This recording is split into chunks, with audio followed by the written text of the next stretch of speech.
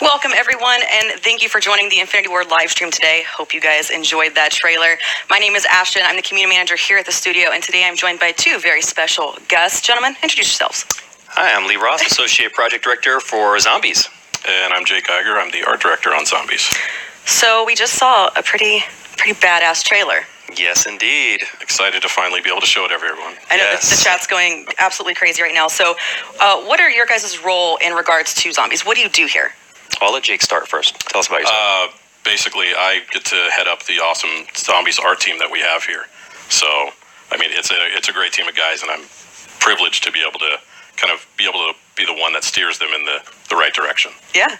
And of course, he does all the cool stuff too, like come up with these awesome posters that we make, like the Zombies in Spaceland poster and the Rave and the Redwoods poster, which I've been teasing, and I promise to put it on my Twitter at some point. What my role here is at the studio, I'm kind of in charge of the whole story of what we're kind of building and all these characters, and I also have my finger in every other little pot, including Jake sometimes, and the animation teams, and I'm always looking for us to bring the best experience forward that we possibly can. So along with Brian Bright, we sort of oversee this whole big process, and we're just having a rocking good time doing it. I know these guys sit across from me, and I just hear them going on and on about all this cool stuff. So this is in our first DLC of the season. Rave and the Redwoods is part of DLC Sabotage. It comes out first on PlayStation 4 on January 31st next week. So when we talk about Rave and the Redwoods, how is Zombies in Spaceland tying into that? How does this flow work? Well, what's really sweet about it is we get to take those four awesome characters that we got to meet in Spaceland, and we get to jump them into this next film. Right. They get to continue their story, and we also get to learn more about this really evil director, Willard Wyler. And really this episode, we want to really tell that backstory to Willard Wyler. We want to tell everybody just how nasty and how bad he is and all the terrible things that he's done. And hopefully people will turn around and go, wow, that guy's really messed up. I hope they say that. I hope they say he's really messed up. So let's jump a little bit more into Rave. You've been tweeting some stuff out. There's just been little snippets here and there.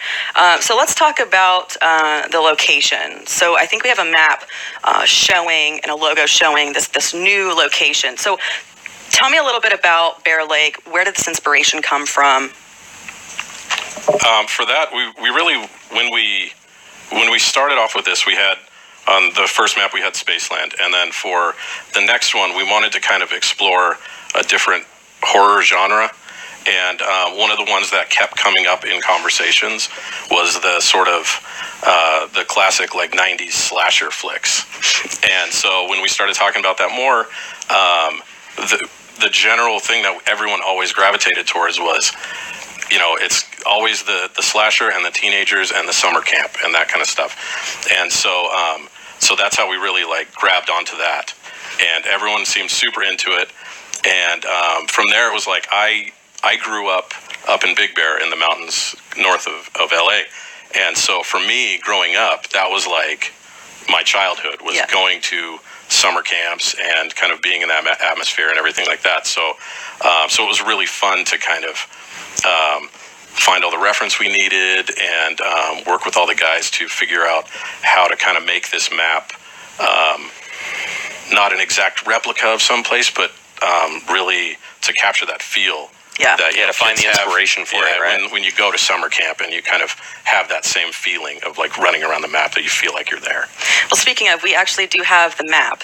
Yeah. Much like we had for Spaceland and the theme park, we do have a map of Bear Lake. Right, there it is. And that is the layout, guys. I mean, what you're seeing there, that's what you're going to be running through. That's what you're going to be checking out. Yep. And there's stuff to pay attention to on that map. So when you see it in game, make sure you pay attention to that. Make sure you're checking out all those key locations. Very, very cool. I know a lot of people are going to want those map folds out like we had for Spaceland. Right. There's those posters, which is awesome. So now we have these characters now in this new setting. What we're in the 1990s. So how does this change the way they act and the way they talk and all of that good stuff? Yeah, that's a great question. This was all about us capturing that era and us bringing these characters into archetypes that we felt really established what that time period was. Obviously we're taking players into this rave, but there's a whole bunch of other character archetypes during that time period. So as you guys got to see, we're rocking Sally as a gangster now. That's a big change from her coming as a Valley girl, where she was, the soft and sweet girl. But Sally's a badass now. She's going to come in and she's going to be tough. She's got the sort of claw nails. She's got the finger tattoos going on. She's got her bandana going on. So she's really stepping it up quite a bit. And then of course our nerd Poindexter, he's our raver now. We wanted to have someone that was true to what we were, bringing to the table for Rave in the Redwoods. So he's going from being this sort of super knowledgeable character to almost someone they have to really pay attention to, because this guy might get himself into trouble if they don't keep an eye on him. He's really into perk candy and stuff like that. So they're keeping an extra special eye on him. And then of course Jay's character, the rapper, grunge was a big thing in the 1990s. One of my favorite bands of all time, Nirvana, man. I mean, we were really trying to capture that feel. So he's got the flannel going on, but he's got another flannel going on. He's got the ripped jeans going on, the classic Converse style shoes, and his character really, he's going for like a really kind of a party dude, man. So he's stepping away from his sort of his rap persona and stepping into that. And last but not least, AJ. We're bringing him into a completely new role from being the jock. The jock, he was sort of this sort of hotshot, cool guy that thought he was, better than the rest of the team. But now he's sort of a hip-hop wannabe, almost like Vanilla Ice, really. That's really was the inspiration to creating this character, was, this guy who, was kind of street savvy, or thought he was street savvy, thinks he's really cool. He loves his threads. He loves his gold chain even more. And he thinks he's a rapper, even though he's not a really good one. And you guys will get to hear some great VO from him. I put out on Twitter the other day to a couple of people that were asking me questions, but I make reference in his VO to, rap groups like Wu-Tang Clan. Yeah. So, people pay attention to what these guys are saying, because we're trying to grab as much reference and material from the 1990s period. So when you're exploring this world, it feels authentic to that experience. That's very cool, and I like that the characters are changing into that, right? So it's like you're almost relearning them, and they're relearning themselves as they go through this process. So that's one of the cooler things to me, especially since I kind of grew up at the end of the 80s and then into the 90s. So it's kind of cool. So I think one thing that everyone's really excited to talk to, besides some of the stuff we have coming up, is the weapons. What are the new weapons and traps that we can look forward to seeing? Oh, we've got some good stuff. So one of the things that we really wanted to push in this map is sort of that feeling that you get when you see slasher films from the 90s. Everyone's not walking around with an NV4. Everyone's not walking around with, shotguns and all that kind of stuff. But what they are doing is they're grabbing melee weapons. They're grabbing anything that they can find to protect themselves. And so as you got a chance to see in the trailer, our cast of characters are getting a machete, they're getting a golf club, they're getting a spiked bat, they're also getting a double-sided axe, which is super awesome. So we really wanted to push that melee aspect of combat, and players will get to actually experience that very early on in Rave in the Redwoods. One of the things I really want folks to know today is that you're going to spawn in with nothing in your hands. There is no pistol. There is no knife. There's nothing. So you're immediately going to have to find something right away and protect yourself. Fists aren't going to get you very far. Oh, man. I think we actually have two of the weapons to show. There's one of them. Ooh, that weapon looks really cool. I will say it's going to take some serious work, guys, to get that pretty thing in your hands. So keep your eyes peeled for all the little secrets and Easter eggs that we've buried, because, man, we've buried them hard. But you can definitely find these things, and they do some amazing things to the zombies. Ooh. Awesome. I love the paint job on them. I think that's awesome. So this is called Rave in the Redwoods. So let's talk about the Rave mode. So what is it? Why is it? What made you guys want to make this, instead of just leaving it as like this dark, ominous cabin in the woods, what was the decision to have Rave? Well, I think Rave Vision is what we're calling it, is sort of, it's this stark contrast to the experience in Rave in the Redwoods. You know, you're walking around this really dark, gloomy, abandoned campsite, and then you jump into Rave mode, and all of a sudden everything is hysterically colored and bright and just super neon. And it's really an exciting experience to go from this darkness into this bright world. But unfortunately, when you go into Rave mode, we make it a little more intense and a little bit more scary. So that guy that we've talked about, the slasher, he's in Rave mode. And every time you step into Rave mode, that guy's going to be there waiting for you. He's going to be, you know, coming out and giving you just a little bit of a hard time. You know, you guys are getting a chance to see his concept here. You know, one of the really cool things about the weapon he's carrying in his hand, and you actually get to see it in the trailer as well, he loves to grind that across his metal mask so that he can, you know, create sparks and sort of really freak the player out. I mean, who really wants to rub a chainsaw against their face? The slasher.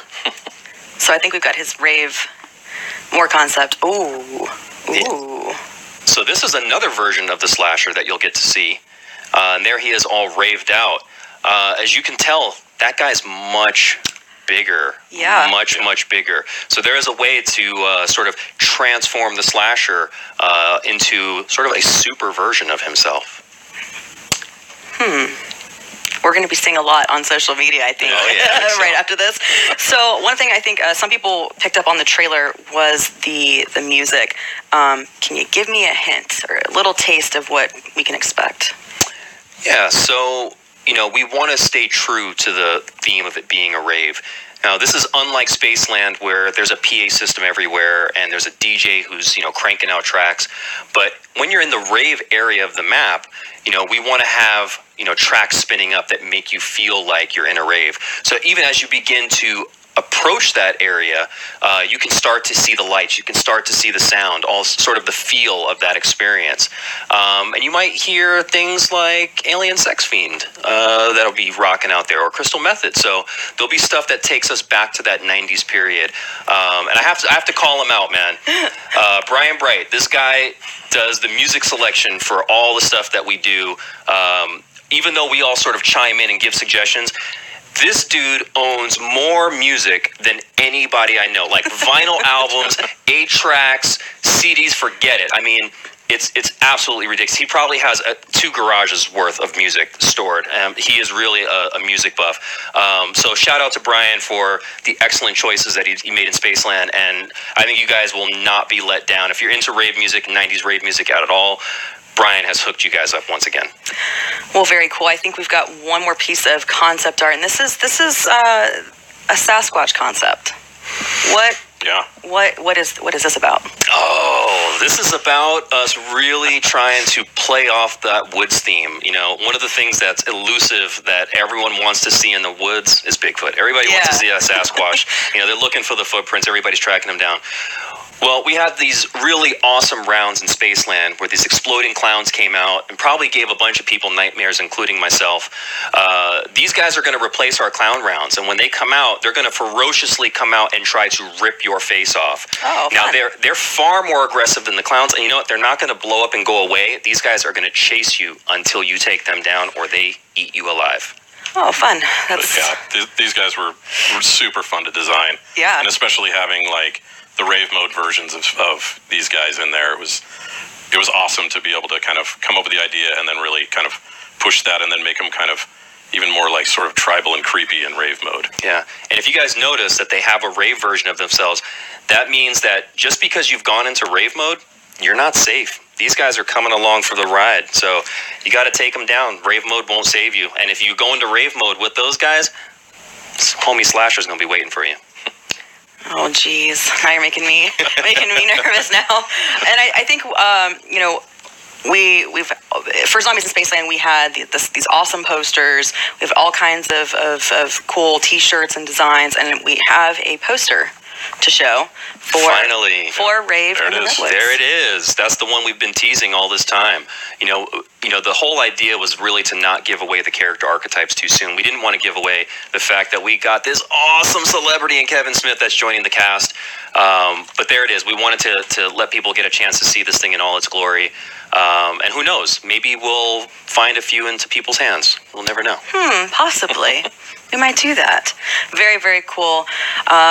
Well, thank you guys so much for joining me today. As you guys know, watching at home, watching online, we have the DLC next week, the 31st, first on PlayStation 4. So make sure if you haven't grabbed that season pass yet, you do that.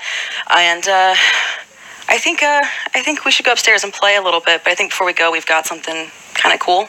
Yeah, we love you guys, so we got a little something extra for you guys that will help tell a little bit more of the story and hopefully get you guys a little bit more pumped because Rave in the Redwoods coming soon.